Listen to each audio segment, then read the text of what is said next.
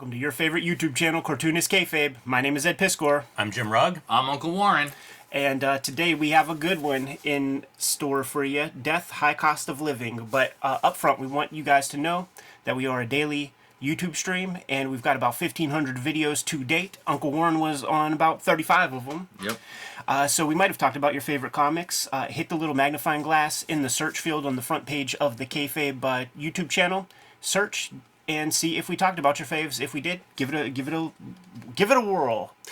We also have a Patreon. The King Kayfabers on the Patreon are watching us live stream this recording session, and especially when we have guests, it's like we are shooting extra episodes that only the Kings get to see. So support the channel at the highest level, mitigates the Kayfabe effect, and the Kayfabe effect comes into play whenever we're talking about some rare or out-of-print books. You like get this one. Yes, you get your first chance at the Apple. Jimmy, if you could lock that in for me. Death, High Cost of Living. I guess this is the original hardcover. Yes, it is. It's the first edition hardcover.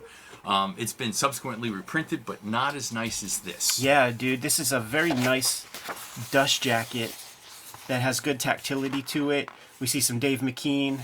Dave McKean everywhere. Dave McKean abounds, and he did do the design work on this thing. I wonder if that is Tori Amos, no, it's not. It's not. Film her as Death. Give her the rub for doing the intro.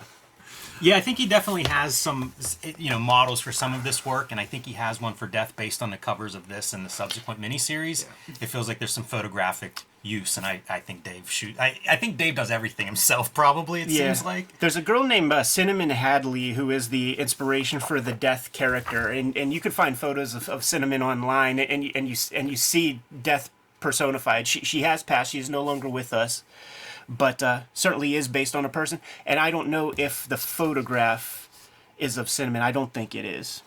But yeah, beautifully designed.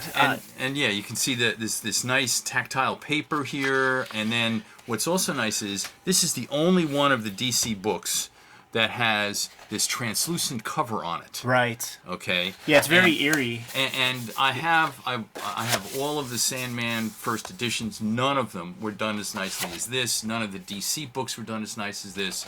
This is an exception when it comes to what they did to put together the actual physical object. Yeah, well said. Because a lot of when book design comes up to a lot of cartoonists, they almost immediately just think of it as drawing a pretty cover. Right. Not paper choice. Right. Not finding, this is like Japanese style paper. That translucency is amazing. I didn't even realize that's what it was. Right, I you thought it was just printed on the cover. Yeah. And it reminds me of, this is the early 90s. Dave McKean is doing digital stuff. Yeah. It reminds me almost of, you're playing with transparencies and layers right. in Photoshop, but you're actually making a physical version of that. Yeah, so it's the papers that you choose, the tactility of this, and also, let's think about Dave McKean. Amazing artist, can use any media, but with the Death comic, the void of white for the end papers feels so appropriate. Yeah. It also calls to mind, he would have been doing Arkham Asylum around this time, in terms of books. It feels like book-wise, it's almost a similar size, format, page count, give or take a little bit. And he may have just been in that mindset of really thinking about the book as an object, as his canvas at that time. And I think that infiltrates your thoughts. You're right. Sort of problem solving a lot of that stuff, because these guys all work on multiple projects at once. So now you've got a couple books kicking around in your head, and I wonder if that's what we're benefiting from is somebody that has this version. You get that benefit of here's a guy who was thinking about book design for a couple of years, and this may be the apex of that. Yeah, no, this definitely is. When you look at all the first edition Sandman hardbacks on the shelf, this one stands out. If you lay them out, this one stands out. And like I said, all the other DC stuff that was coming out at the time, the archive editions and stuff like that, nothing approached this in terms of pure book design. The other person who did, or company that did good book designs for comics is Graffiti Designs. Yes. And I never think of them. We often talk in maybe mid-90s or so, Tom Devlin shows up with High Water Books, and we start to see more design going into the books. But Graffiti Designs would have been kind of the front edge of that. They were doing those nice editions, their Akiras are beautiful. Yeah, the Electra Lives Again is at that point in time, all the best books would have the Graffiti Designs logo in there. Can't sleep on the introduction by Ms. Tori Amos, who probably some bits from this will be pull quotes forever on the back covers and things of subsequent Sandman editions. And I think on that cover-to-cover episode that we did where we looked at all of Dave McKean's cover work on Sandman, there was some story in there, some paragraph in there about how, like, before she was even really that famous, like, she was sending Neil Gaiman, like, audio cassette tapes that she was recording herself and, like, met him at San Diego Comic-Con before she really hit it. So I love this stuff too, because this is my era of like the early desktop publishing where, oh, you don't have to typeset, you don't have to send type out to be typeset by a third party anymore. You could do it all digitally. I always think of Dave Carson and Raygun Magazine, but it's about the same time period. And you see, you know, there were several designers that were doing that kind of work. And again, Dave McKean, really on the edge of what was happening in print. Still early enough, you see its first printing, still early enough that you couldn't take for granted that these books really would be collected. And in fact, for a chunk of time, it wasn't even the DC Comics division that was doing the collecting. You look at the old Swamp Things, it's Time Warner books, and certainly Dark Knight Returns, maybe Ronin, Watchmen. So DC Comics proper is in the game. And if you remember the old story, it was the second trade of Sandman was the first collection. They didn't do Preludes and Nocturnes at the beginning. That'll be a topic we continue in the future. Certainly. Like we were talking about it off camera earlier, so yeah, that'll be we'll one come back to it to bring up. So let's jump right into things, man. One of the sexy pieces, man, is the Chris Bachalo artwork with Mark Buckingham. You know, this will be the creative team that sticks together for quite some time. You know, they move over to Generation X for Marvel at a later course, but Bachalo, like, he did that Shade, the Changing Man Vertigo book. Also, do you got issue 1? Yes, this is for issue 1. One of the first books that's a newer book that had the Vertigo banner. One of the first number ones. It would be this and Enigma by Peter Milligan that were books that were generated from the start with the Vertigo logo. So that's also another noteworthy piece. Yeah, definitely historically. And, you know, with Mark Buckingham, it's almost like you're getting two artists. Absolutely. You know, it's not just it's definitely not a tracer. Like, there's a guy who's very accomplished as a visual artist, and I think that really helps, too, as long as your two artists aren't clashing. Totally. But and these guys seem like they make great music together. Yeah, and we know Mark Buckingham from his work with Neil Gaiman on the back portion of Miracle Man. So all these guys are connected. One of the things that I made note of while going through this was the beautiful cartooning of Bachalo, where it would mix in and out of semi-realistic looking stuff, certainly in terms of a lot of the lighting, but also very cartoony. You know, like, he is not, if he is tracing a photo on, and I think there are certain spots where he's dirtying it up and cartoonifying it in a way that looks very, very elegant. This video is brought to you by the books that Ed Piskor and I make. Coming out this November, Street Angel Princess of Poverty from Image Comics joins Street Angel Deadly Squirrel Live to complete my Street Angel collection. Hulk Grand Design, available where better comic books are bought and sold, but running out, so pick that one up if you haven't already. And my self-published comics, True Crime Funnies, 1986 zine, and BW zine will be available on jimrugg.com October 26th. Hip Hop Family Tree, the Omnibus, will be out in October. Pre-order that one if you haven't already. Put your name on a copy before it is gone. X-Men Grand Design by Ed Piskor will be collected, all 3 volumes in one trade paperback in time for the holiday season. That's another one to pre-order, the X-Men Grand Design trilogy paperback. And Red Room, Trigger Warnings, Antisocial Network, and coming very soon, Crypto Killers. Pick these up wherever you buy comics. And now back to our video. Yeah, I don't know if you mean this to refer to like Mad Hetty in terms of the cartooning, but it's probably our first example of a character that has that quality applied to them here. Yeah, the color's interesting here because it's a Ollie Optics, and it's pretty consistent. I was looking at this issue, and we can hold one up for readers at home comparison, like that page, this page. So the differences you see, I think, are probably just the coded paper versus uncoded. Yeah, sure. Right. What's interesting, though, is that they're overprinting the color on top of the black line. So, you know, Steve Olive is drawing the shades in there. Like, absolutely no need to do that, but he's just doing it knowing that it's going to print that way, which is kind of a fascinating piece. And this is, like, when you look at this color, it is that sweet spot of the Spawn kind of color. You know, post Akira, he's cutting his teeth, figuring out the color sense. When you look at the back half of those Akira books, it is Spawn coloring, and this does have that, which does age it just on a technological basis. I think they could do a beautiful edition of this in black and white. Yeah, it's built for that for sure. Yeah, it really is. And we get some real Neil Gaimanism right here in the beginning with Mad Hetty as being not a witch, but almost magic that we're watching unfold. And I really liked the way that character's treated in this opening scene. It's some fun moments. Yeah. Right. It's not a witch, but an ancient. Yeah. Snaps a twig and breaks a girl's leg. Yeah. You have to imagine that maybe Karen Berger stepped in and was like, tone it down a bit, because that ain't about much. Yeah, it's a very subtle break. Like, imagine how Hara Tetsuo would draw that piece. Yeah, sure. His bone sticking through, and here this is this is London. Okay, so there's the Tower Bridge. This is St. Paul's Cathedral, and so there's this sense of place in this also. Totally. that comes out. And this piece is very instructive because this is, without a doubt, a high contrast photo that's glued in there. And I don't doubt that is this the Tower of London? Looks like St. Paul's. St. Paul's Cathedral. Yeah. I don't doubt that this was in the original photo, but they decided to bring it into focus by cartoonifying it, by pen and inking. I think that's a really smart strategy.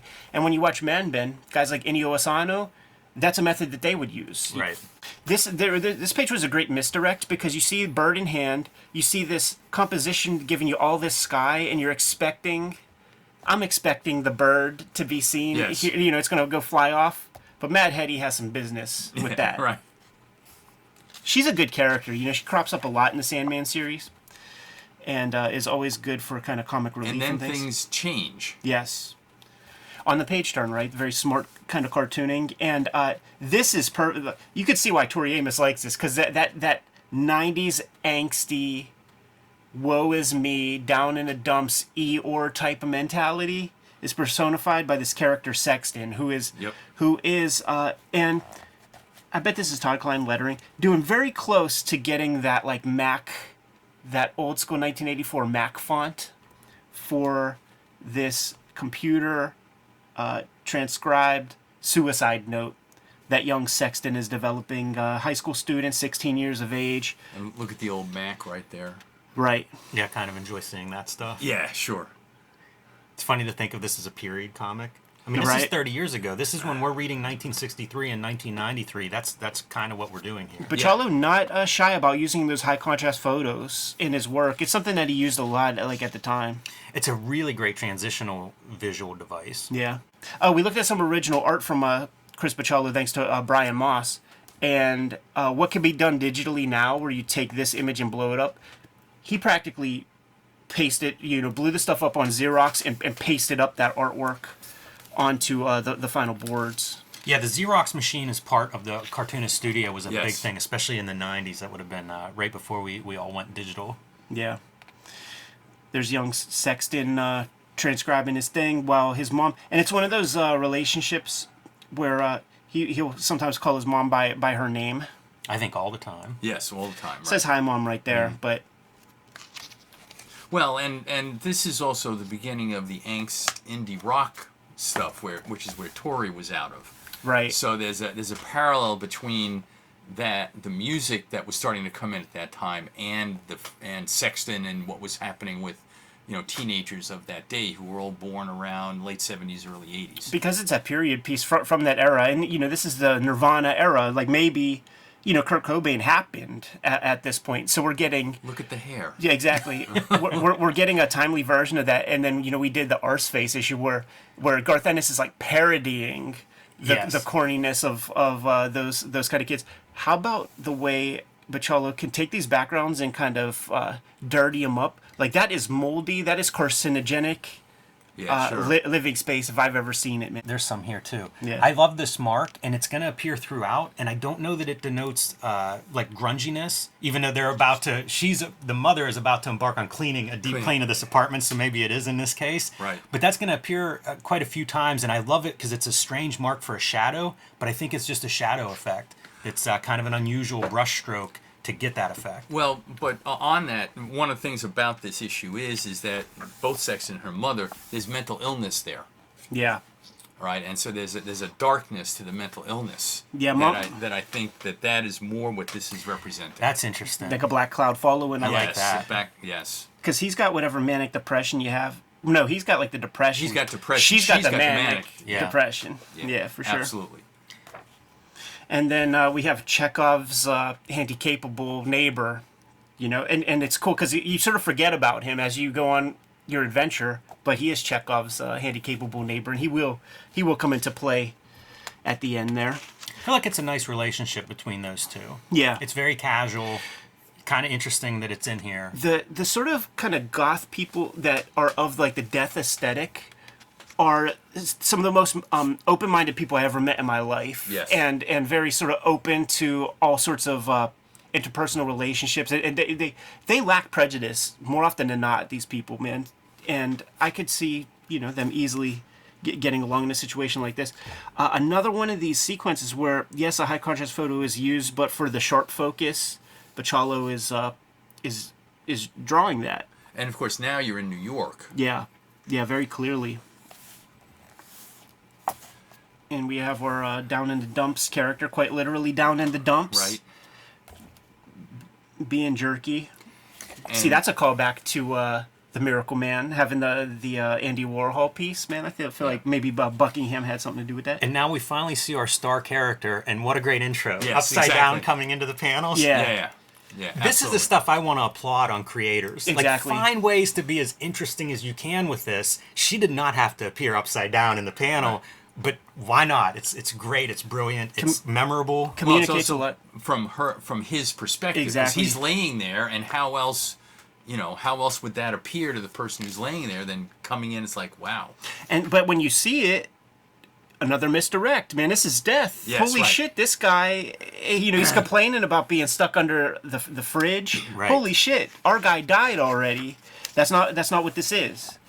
It was established in Sandman proper that there's the 1 day per century where the endless get to walk the earth, and it's sort of an exercise to keep them in touch with humanity.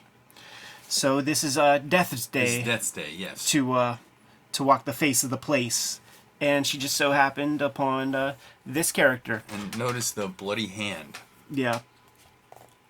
I've been reading a lot of Barks lately. This is interesting right there. I wonder if that's a printing thing. Can you maybe look in your joint? Because that looks out of place. Very astute, Ed. That seems to be some printer stuck his big fat thumb Oh on yeah, the... look at that. Big old glop of cyan on the shit. Warren, you were talking about how well printed this book was. I'm sorry, I lied. Okay. All right, so now we have our suicidal young boy mixed up with a girl. She ain't quite right. No, not in the least. You know what is interesting is reading a bunch of Barks lately, and the Gladstone Gander character Right. will pop up, and I couldn't help but think of Gladstone in relation to her, where she doesn't have to pay for anything. Everybody's giving her stuff, and it sort of solves a problem of like, okay, you get your 1 day on Earth, but man, you got some pretty like regular garb, and if you're a human, you got to eat. So how do you get the How do money you to do that? Well, and also it's also clear that when she does arrive, that there's the people around her have a background about her, because this woman here is like, oh yeah, I've known her for a long time, and so when you come into the realm, there's all of this stuff is already prepared for you. Yeah. Yeah, it's a good use of comics in that what you're seeing isn't necessarily what is. Right. And I always Right. love whenever creators can do that. Usually it's one guy. It's rare that you get like a writer, separate thinking that way. But I also feel like it's the very literary part that Gaiman brings to Yes. this table. Like that's a really thought out treatment of a character. Yes. Now, we go into this story with the baggage of knowing Sandman and the comics and how it all works. All that stuff I said about the 1 day a year thing, that's from reading the Sandman comics. So imagine somebody going in cold. There is a little push-pull tension that Neil Gaiman is able to weave into this, where maybe she is a little daffy human who thinks she's death, or maybe she's death. And it isn't exactly, there's a literary part to how it's tied up at the end Yes. that is up for interpretation. And the relationships that she has, it's clear that she's done this before. Yeah. And is familiar with how to go ahead and establish these kinds of things. I love whenever these images get a little bit beat up texturally. Yeah. Sometimes they look like they're blown up a little bit, or they're splatter, or just, I don't know, there's a texture that I really appreciate when it comes through. It looks like it, right? It looks like it's blown up from things. A lot of these kinds of great page layouts too. You know, where she's blending into the shadows of that, like the silhouette of the steps, and then also we're moving around that image. I love it. You said it, and now I want a black and white. This work would shine in black and white. Because that color, right, that is indicative of early to mid-90s Steve Olive Ollie Optics color. Yeah, and I don't which I look like. at this and think bad color. No. But I do look at it and think, like, this is when guys were still drawing in black and white with shadows and, you know, doing all their values and textures. And it's like, people don't draw comics that look like this anymore. We had Mad Hetty at the beginning. Right. We've connected Death with Sexton, so now we got to get Mad Hetty into the mixture as well. And now she's coming off like a complete psycho. Yeah, and Warren, to your point about maybe some of these are representative of a state of health. Yes. Mad Hetty's panel's just full of that kind of dry brush scratchiness. Exactly. So now, And- go ahead, Warren. Well, you know, here you start getting more of these kinds of breakdowns where your perspective is being switched with the dialogue very, very rapidly. Yeah, this kind of thing I think is what you will see guys like Terry Moore bring into their comics, like, you know, Strangers in Paradise. But now, you know, this is 3 issues that we got to milk out of this thing, so we have to go on our Lord Dunsany adventure. And old Mad Hetty, she misplaced her heart some 100 years ago, and needs Death to help her find it. So now Death has a quest. Death has something to do on her one day on Earth. And I love, unlike all superhero comics, right, where you have that cliffhanger ending, it starts off, like, all of that is just taken care of. It's almost Neil Gaiman laughing at the tropes of superhero comics where, let's just get out of that, explain it away real quick, and continue our adventure. Because in a lot of ways, this is more character study than a plot-driven DC classic type of comic. Good color approach on our little flashback sequence. Fantastic. And you see us get pushed into that in this sequence right there. There are also, we've gotten 3 characters essentially in issue 1, and they all have an arc through this series. do. Like, it's very, like, this is almost writing 101 in some ways. Yeah. However, not something that's common in every comic book. True. We could all learn lessons from that. Going Frank King on this page right there. Yep. The Greenwich Village. Right.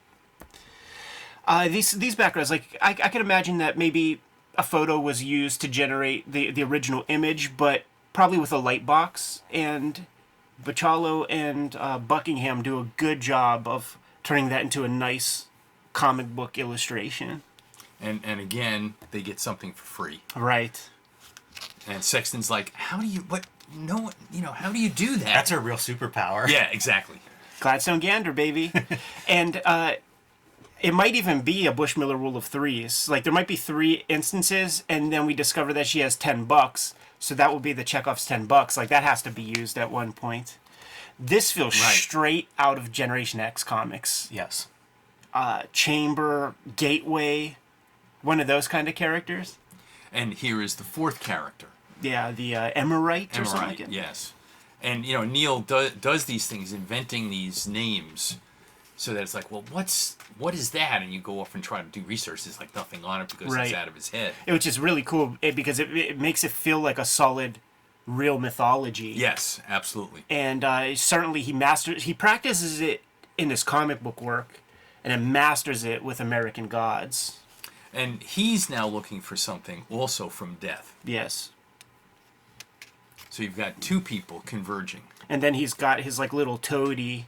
You know, we got a kid from school. This is not unlike Stephen King. And Gaiman has brought Stephen King up in conversation about like certain influences and inspirations that he's gleaned from him.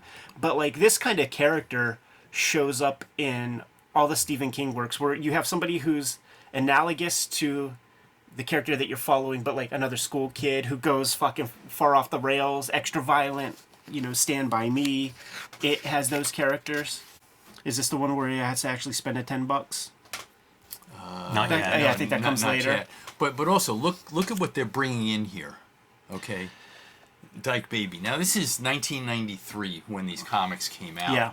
And this kind of stuff just was not anywhere in comics. Gaiman was the one guy, and he's the argument for, you could play a drinking game with the modern day kids who write these kind of comics and just take a drink every time the word queer is in the comic or something. No, But he would blend things in, and he would have trans characters, he would have gay characters, like every sort of stratum of sexuality, and it would just be woven in to the narrative in a literary way rather than just the stuff that people bristle at. Was Fox a character in Sandman? Yes. Okay, I was going to say, because it's laying the groundwork for the sequel of Death, where we have Fox as a feature character. Yeah. Like, that's who they're seeing at this concert. Yeah, Foxglove. We handled that character, I believe, in our second big trade paperback, but Foxglove was on the other end of the phone in that one Dr. D diner sequence, the 24-hour joint, and there's the lesbian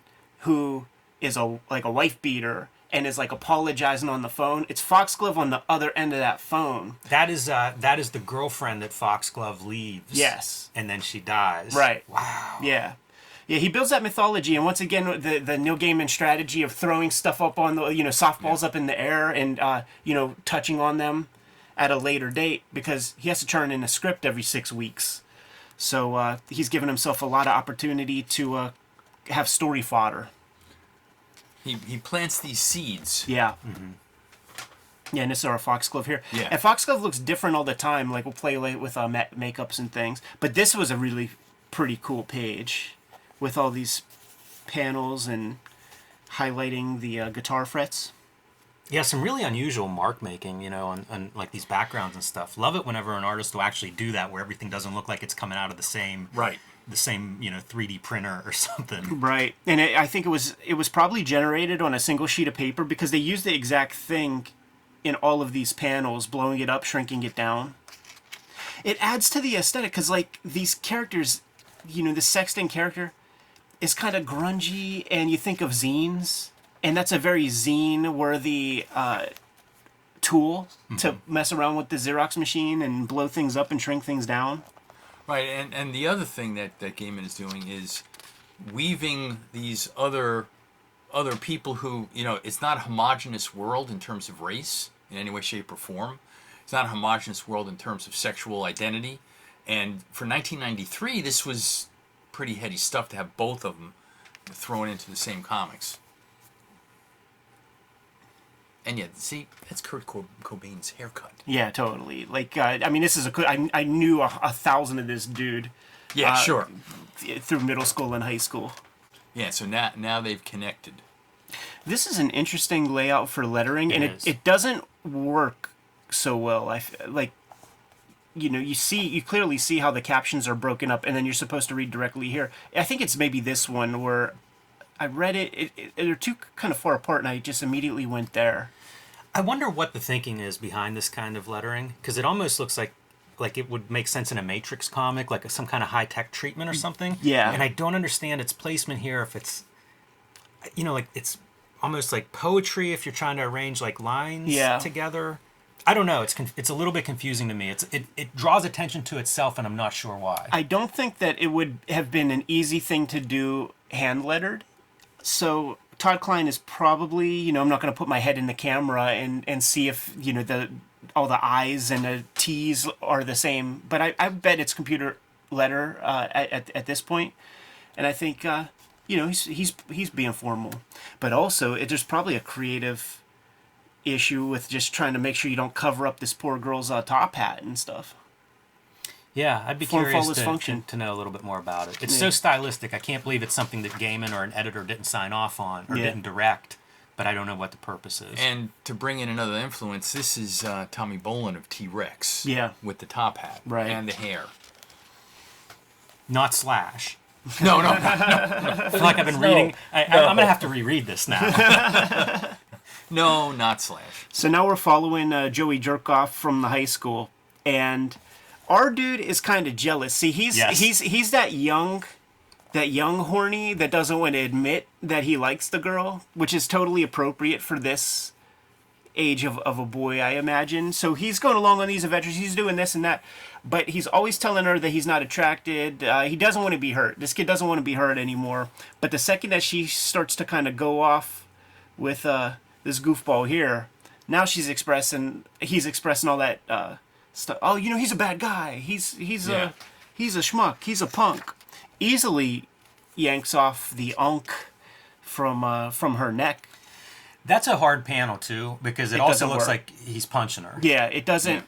There are moments in this comic that the compositions they don't exactly work, and that certainly is one of them. You need this panel. Yes. And look what they do here. They get shut the funk up. Yeah, that's All right. that's funny. And so, they haven't quite crossed that line Yeah. yet. Yeah, that's funny. That's a good point. Now we got our Emerite guy. He needed that unk. When you seen this guy a bunch, you almost start to think of John Constantine. Yes. It's great too, and I don't think, spoiler alert, but it's like he thinks he needs that. Exactly. Right, And I love that for a character. Yeah. That's the big sigil. It's not far from the Sandman origin, where these human beings, I mean, this is still a god or whatever an Emerite is, where they think that the power is in the object. Yes. And, so they try to conjure up death back then, accidentally get the Sandman. So it's sort of flaws in human thinking. The trophy is the thing. Right. Or as Alfred Hitchcock put it, the MacGuffin. Yeah, a word we use and overuse plenty on the channel. Cartoony bricks all abound, and I like that. Oh yeah. I like that. I think it would be pretty stuffy if it was all fully accurate. And notice the darkness Oh yeah, in all of this. These big wads of black. yeah, and then using those public domain. You could get those books, remember, of the public Clip art. domain banners and things that you could adorn your pages with. Interesting production note is you see these pages are trimmed, like they're printed wrong, Yeah, presumably. yeah. Do you have issue 2? You'll see the the checker pattern in future issues too will be used. There it is. Yeah, so it's Still printed possibly trimmed wrong again. Each of these pages is lined up slightly differently. Right. But you'll see, I assume it's Bachelot doing the checkered patterns and things in the background. I really like that stuff. So once again, we get our cliffhanger, right, where they are stuck in this room. They bashed a dude's head in, and he's dead as a doornail. If the Emerite comes back, they're probably going to be toast. So they're in peril. Yes, Very much so. Not far from. Our darkest point, the end of Act 2. Yeah, exactly. And in true kind of GAIMAN fashion, playing around with the superhero tropes, they're going to get out of that no problem also. Take a couple of pages. Well, and here it all comes back to this woman that has known Dee/Death for apparently years, Yeah. but we know that that's a fabrication. Yeah, she gave Dee Dee some of the first free stuff that we saw earlier. Bananas or something. Mad Hetty shows up. Mad Hetty shows up, right. And, we got to save the day.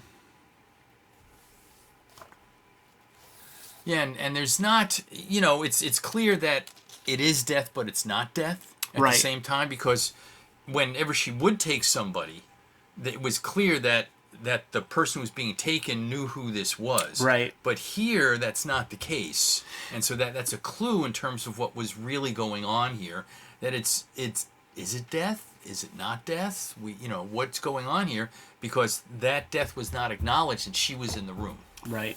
And somehow, it's unclear how, Mad Hattie tracks them down. Right. It just comes in easy. What they're trying to do is do some sort of Kevin McAllister Home Alone gimmick to get one over on the Emerite whenever he comes back. So they put a bunch of marbles Right. out in front of the door.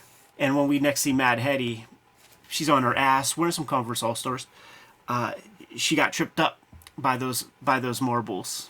The only tennis shoes in comic book world. Yeah.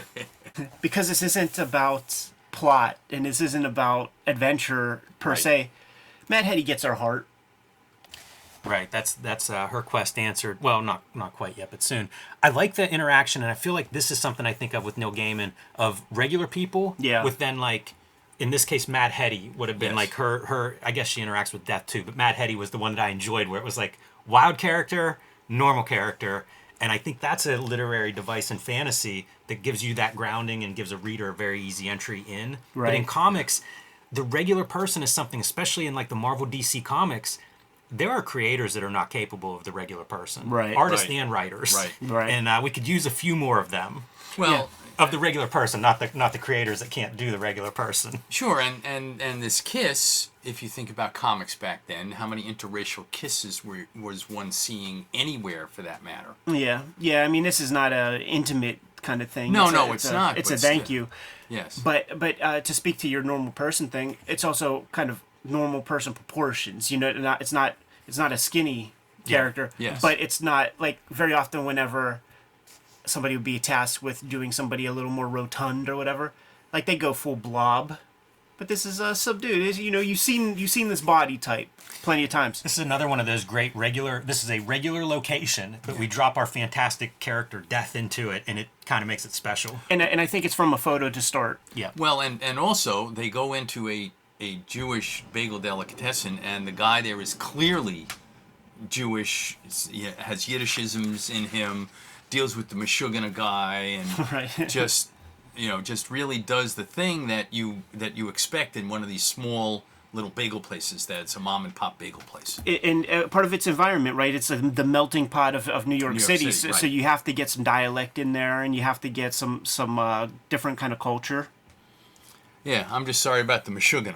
Okay, and once again, she doesn't pay. Right. Okay, and then showing that the Ankh was nothing more than an object, she just gets another one. Yeah. Okay, there was nothing special about that first one. Gladstone Gander, baby. Yeah. When the Emerite just stands outside, that is a good creepy image. It's a great idea that they would now have to like eat their whole meal, and this dude is just out there standing, staring. I feel like that's a piece that reads differently now, with homelessness being, I think, a lot different than it was, at least perceived a lot different today than it was in '93. It's that's a piece that's a little bit different, just looking at it on surface. Yeah, because he doesn't like offer the guy a sandwich or something. It just you're out, and it would be perceived now like that would be harsh now. Like Yes, very Yeah, much I mean, so. I look at it here, and it reminds me of like the Exorcist poster, where like he's still shadowed. You know, he's still this character that's like a nighttime character, but in a daylight setting. But it's just very different, you know, thinking about it today than it would have been in '93.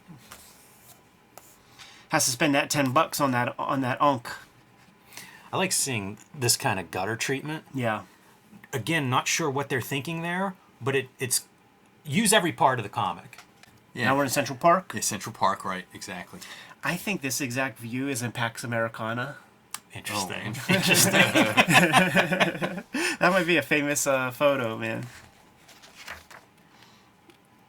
It's so funny to think like you would have famous photos in the 90s pre-Google image search, but at some point whenever Google image becomes a thing, some of those famous images are the first ones that are coming back in your searches. You know?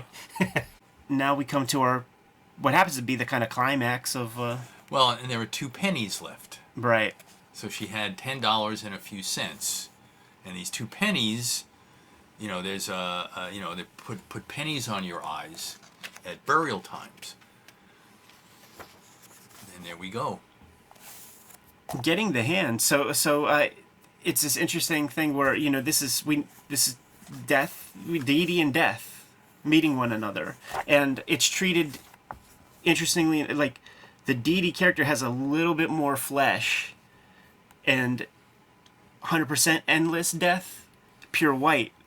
You gotta think about Coraline a little bit when you see that. Replace those with buttons. Right, and so here's where it is. It really was death, but it wasn't death both at the same time. Yeah, it's that literary thing we were talking about, playing around with the skewed Xerox machine there. And then the postscript with Sexton. Yes. kind of making peace, ending it the way we sort of expected it to end.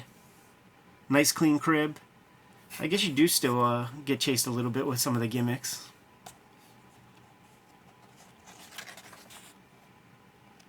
Mad Hetty having her interaction with the little neighbor boy, And gets her heart. and is making sure to lose it again on the same page. Well, and it's the same thing with the Tin Woodman looking for his heart in Wizard of Oz. That it's not the object. Right. Man, I never even made that correlation. Yeah, it's the Tin Woodman. All right, the Dave McKean drawn 8-page AIDS Public service announcement. AIDS that's it. giveaway comic. Yes. Probably Cage's era. It's got the same mark making Love seeing his line art. Dave And- McKean's. and a lot of the same color approach. You know, it's not the slate blue. It's kind of diarrhea color, mustard. Yeah, that second color choice is something. Yeah. Well, and notice, the images of all of the people that were affected by AIDS going through this, and this was the time, I'd have to look it up, but this was the time of the AIDS blanket, and the late 80s and early 90s. It was a scourge. I mean, it was really bad. People were dropping left and right. Yeah, it was nuts. I mean, it was rap music. Even the toughest gangsterish guys were talking about, wrap it up. Like, everybody was kind of doing what they could to do their part. Right. Because there was Joe no Constantine. there was no cure, there was no medicine for it yet. It took a while for that to come about. And anybody who knows someone in the gay lesbian community back then, everybody got impacted. There's a whole street down in Pittsburgh that got ravaged, man. My old girlfriend's brother died of it, and what happened was he was a medical tech, and he actually got stabbed with a needle. Wow. Okay, and he came down with it and passed away. So no, it was very heavy. Do you remember what this was printed as originally? I feel like, was it controversial when it was released? I feel like there was some noise around it at the time. I'm sure there was. I don't remember it per se, but I'm sure that it was. Because Yeah. any of this kind of approach was out of the ordinary. Yeah, totally. I mean, this is also the era where I forget who the lady who was a Surgeon General under Clinton. Janet Reno? No, she was the Attorney General. Yeah. But it was a black lady, and she was promoting masturbation, like that was in the public consciousness, and was a conversation, and people were like, no, like there was a famous guy on MTV, a religious dude, who's like, if you start to get those feelings, you know what I do? I practice my baseball stance. He says, man. Yeah, there was some really ridiculous responses back then. Yeah. Although there were some really ridiculous responses today, Yeah, I was but gonna that's say. another conversation. For Don Melia, so that probably has tremendous resonance. Yeah, answer the question in the comments, people. I don't know where this 8-pager would have shown up. What was it, a single-handed thing? Did it not come out? And this is the place where you do get it. Sort of legendary, but I don't know much about it. I've never seen a copy of it. Yeah. Fantastic. So there it is, what I think is the most finely printed of the cartoon reprint books that DC did. Very exceptional. Very exceptional. And certainly... And, again, there you see the translucence of the whole thing. Isn't it fascinating that you see this and you know it's Dave McKean? That's the mark of an artist. And then you see this and then you think about like all of the desktop publishers who try to bring Dave McKean isms into their 1990s publications. Yeah, it's a beautiful book. We talk a lot about book design on here. It's come up a lot as people have been sending us books they're making and things. Sure. And you just wonder, like, at the early days of the book, DC cares, right? It's almost a new thing they're selling, so you got to make it nice. We got to try to sell this. Will it work? And then you cut to today, and it's like, we're putting out 30 of these a week as fast as we can get them off the printer. Yeah. And it's just such a different, 30 years, completely different business model and bookmaking model. You know, like everybody is not created equal, man. And this was a special thing. And listen, man, I'll do some fucking self-promotion. fuck all of you, man. What you call the Marvel Treasury Edition style books is the Ed Piskor style books from Hip Hop Family Tree. And when I hooked up with Marvel, I was like, you have to have no glossy paper. It's got to be, you know, the size of my Hip Hop Family Tree books, blah blah blah. And they made those concessions. Shouts to Axel Alonso for doing it, man. It's been a running theme on the channel, I feel like, man, where it's the administration, it's the gatekeepers.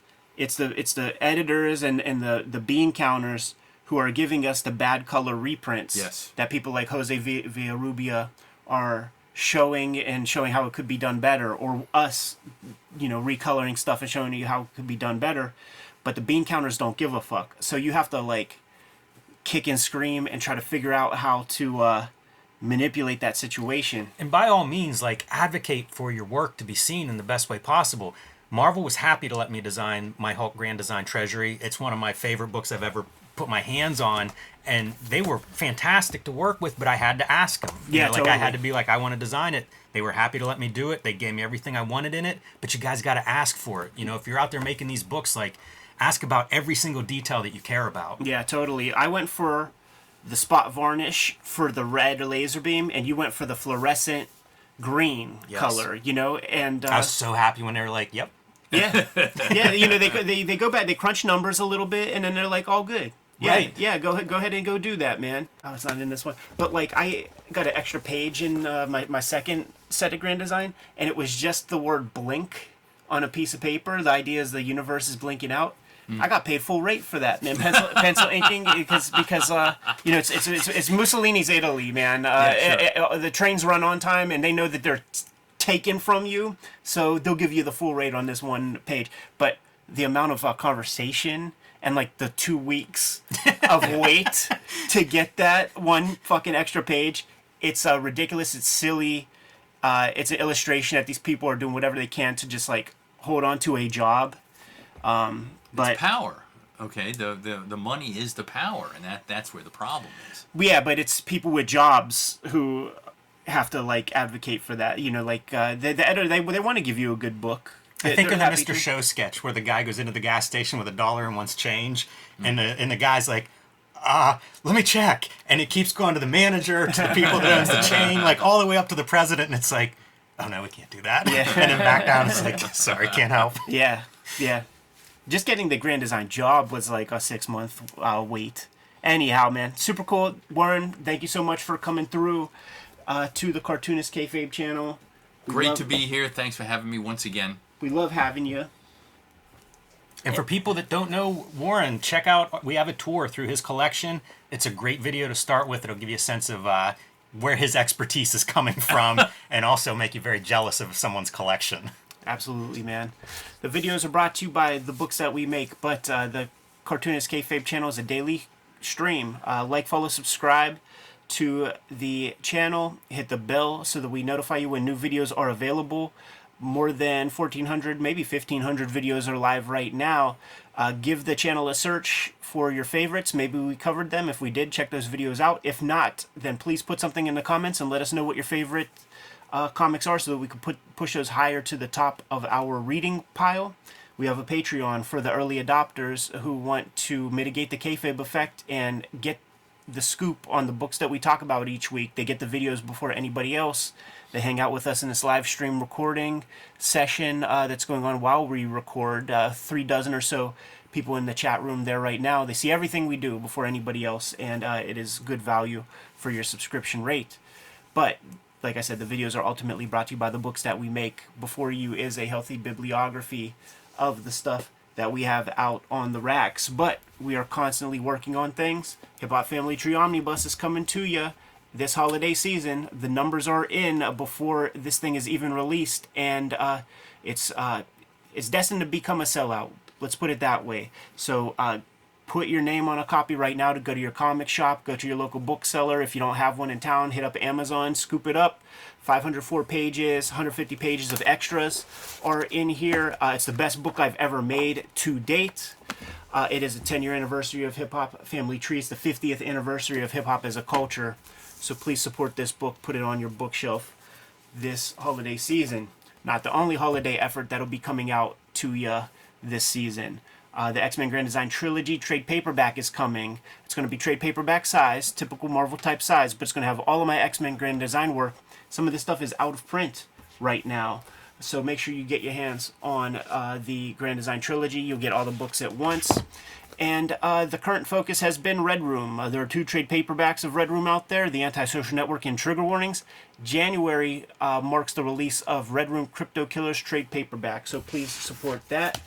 When it comes out, Jimmy, let the people know what you got going on, man. Time to pre-order Street Angel Princess of Poverty from Image Comics. This is coming out in November. You can pre-order it at your comic shop now. It collects all of the comics that are not in Deadliest Girl Alive. You put those 2 together, you got yourself the Street Angel set from Image. I am self-publishing at this point.